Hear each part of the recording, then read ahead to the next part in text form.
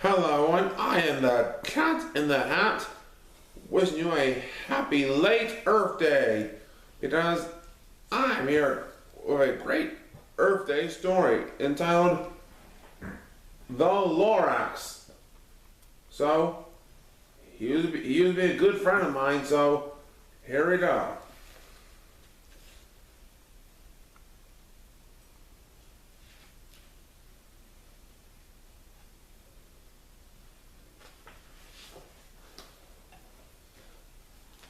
At the far end of town where the brittle grass grows, and the wind smells slow and sour when it blows, and no birds ever seen except the old crows, is the street of the lifted Lorax.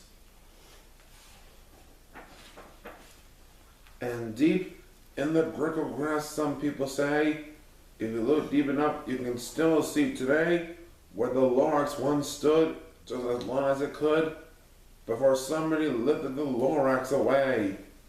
What was the Lorax, and why was it there? And why was it lifted and taken somewhere? From the far end of town where the brittle grass grows? The old one's lair still lives here. Ask him, he knows.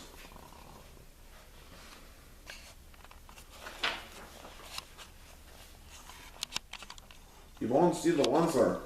Don't knock at his door. He stays in his lurgim on top of his store. He lurks in his lurgim cold under the roof, where he makes his own clothes out of muffered moof. And on special dank midnights in August, he peeks out of the shutters, and sometimes he speaks and tells how the Lorax was lifted away. He'd tell you, perhaps, if you're willing to pay.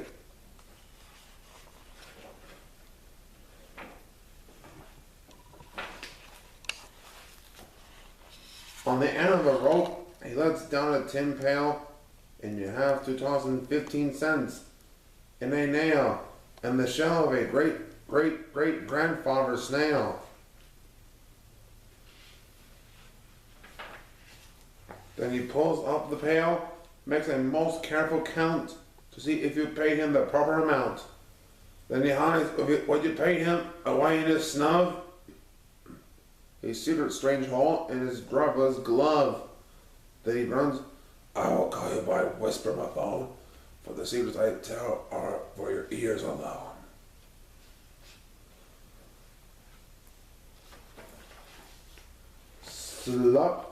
Down slops the whisper my phone to your ear, and the old oncer's whispers are not very clear, since they have to come down through a snurgly hose, and he sounds as if he had smallest beads of his nose.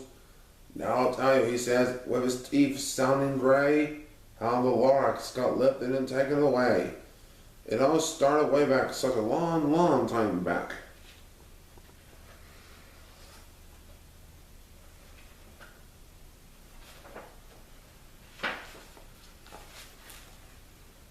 Way back in the days, when the grass was still green, and the pond was still wet, and the clouds were still clean, and the song of stormy swans ran out in space. One morning I came to this glorious place. I first saw the trees, the truffle trees, the bright colored tufts of the truffle trees, mile after mile in the fresh morning breeze. And under the trees I saw brown barbaloots, frisking about in their barbaloot suits, as they play in the shade and ate truffle fruits. From the rippless pond came the comfortable sound of the humming fish humming was splashing around, while splashing around. But those trees, those truffle trees, all my life I've been searching for trees such as these. The touch of their tufts was much softer than silk, and they had the sweet smell of fresh buttery fly milk. I felt a great leaping of joy in my heart. I knew just what I do. I unloaded my cart.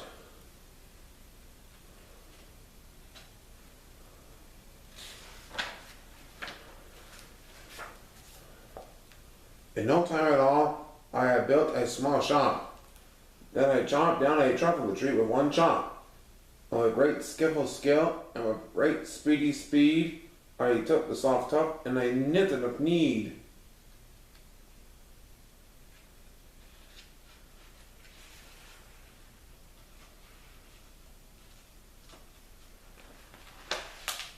The instant I finished, I heard a gazump. I looked, I saw something pop out of the stump of the tree I chopped down. It was sort of a man. Describe him? That's hard. I don't know if I can. He was shortish. He was unoldish and brownish and mossy, and spoke with a voice that was sharpish and bossy.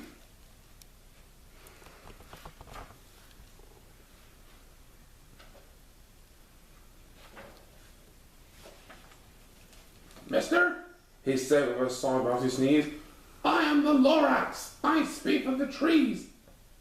I speak for the trees, for the trees have no tongues, and I'm asking you, sir, at the top of my lungs. He was very upset as he shouted and puffed, What's that babe you made of my truffle a tuft?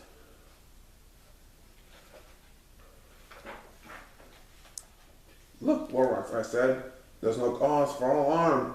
I chopped just one tree, and I am doing no harm. I'm being quite useful. This feat is of need. If need is a fine something that all people need. It's a shirt, it's a sock, it's a glove, it's a hat. But it has other uses, yet it's far behind that. You can use it for carpets, for pillows, for sheets, or curtains, or covers, for bicycle seats. The Lorax said, Sir, you're crazy to agree. There is no one on earth who would buy that full of need.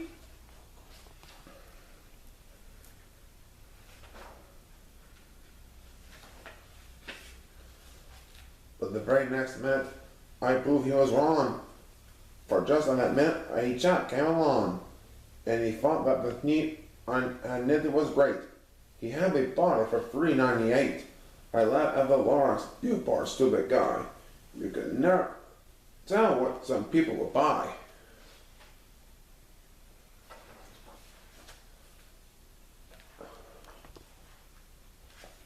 I repeat, cried the Lorax, I speak of the trees. I'm busy. I told him, shut up if you please. I rushed across the room, and in no time at all, built-in radio phone, I put in a quick call. I called all my brothers and uncles and aunts, and I said, listen here, here's a wonderful chance for the whole Once family to get money rich. Get over here fast to the road to North Niche, to not that wee Hawkin sharp right at South Stitch.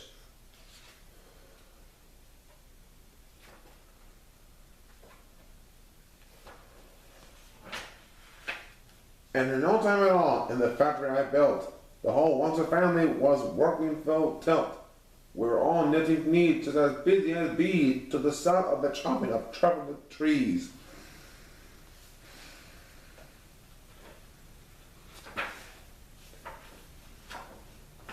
Then, oh baby, oh how my business did grow. Now chopping one tree at a time was too slow, so I quickly invented my super axe hacker, which went up 4 truffle trees at one smacker. We were making neat 4 times as fast as before, and at last he didn't show up anymore.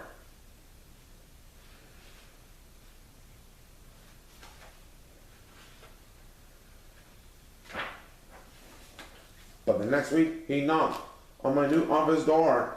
He snapped, I'm the Lorax who speaks for the trees, which you seem to be chopping as fast as you please. But I'm also in charge of the brown barbaloots, who play in the shade in their barbaloot suits, and how we live eating truffle fruits. Now, thanks to your hacking my trees to the ground, there's not enough truffle fruit to go around. And my poor barbaloots are all getting the crummies because they have got enough food in their tummies.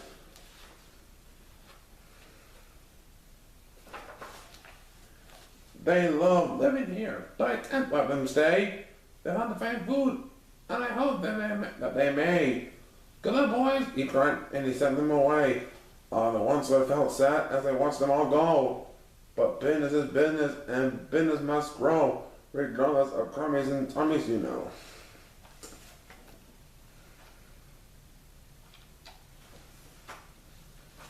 I meant no harm, I most truly did not.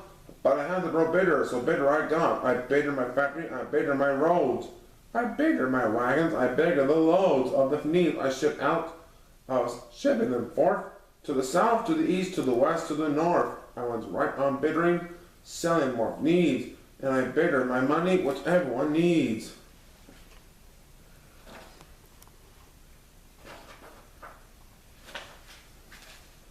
Then again he came back, I was picking some pipes, when the old nuisance Lorax came back with more gripes. I'm the Lorax, he caught me with, he sneezed, and he snuffled, he snarled, he sniffed. Once, he cried with a crupper's throat. Once, you're making such a smokeless smoke. My poor swami swans, why they can't sing a note. No one can sing with a smoke in his throat.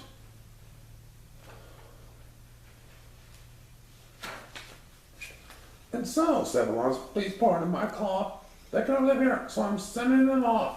Where do they go? I don't hopefully know. They may have to fly for a month or a year to escape from the smog you've smogged up around here.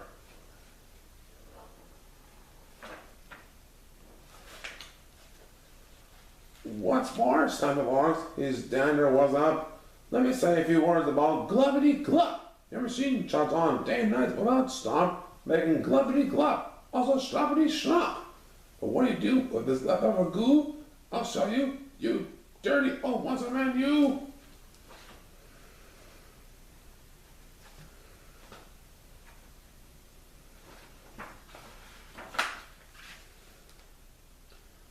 You're glummed in the pond where the high fish hummed. No more can they can hum. No more can they hum, for their gills are all gummed. So send them off, or their future is dreary. They walk on their fins and get woefully weary in search of some work that isn't so smeary.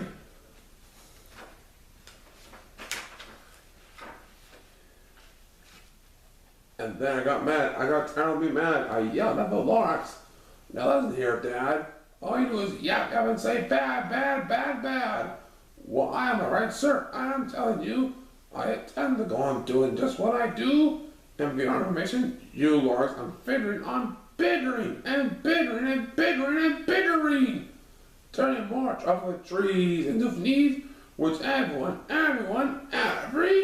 needs.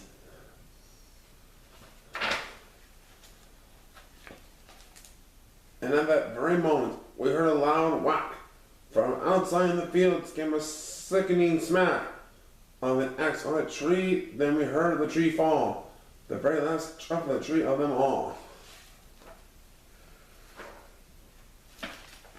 No more trees, no more needs, no more work to be done. So in no time, my uncles and aunts and everyone all waved me goodbye.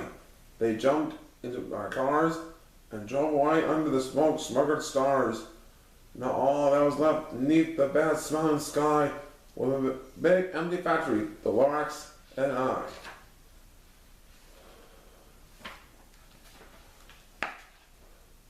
The Lorax said nothing, just gave me a glance, just gave me a very sad, sad backward glance as he lifted himself by the seat of his pants. And I'll never forget the grim look on his face when he hoisted himself and took leave of this place, through a hole in the swamp without leaving the trace.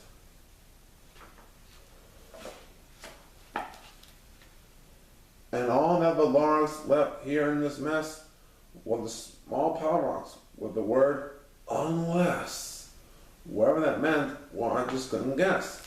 That was long, long ago, but each day since that day, I have sat here and worried away. For the years, while my buildings have fallen apart, I worried about it with all my heart. But now, says the one sir, now that you're here, the word of the Lorax seems perfectly clear, unless someone like you cares a whole awful lot. Nothing is going to get better, it's not. So catch, calls the one sir. He let something fall. It's a troublous seed. It's the last one of all. You're in charge of the last of the troublous seeds, and troublous trees are what everyone needs. And a new traveler, treat it with care. Give it clean water and feed it fresh air. Grow a forest, protect it from accidents that hack. Then the Lorax and all of his friends may come back. The end. See you later and happy late Earth Day. Thanks to me, the town of Hat.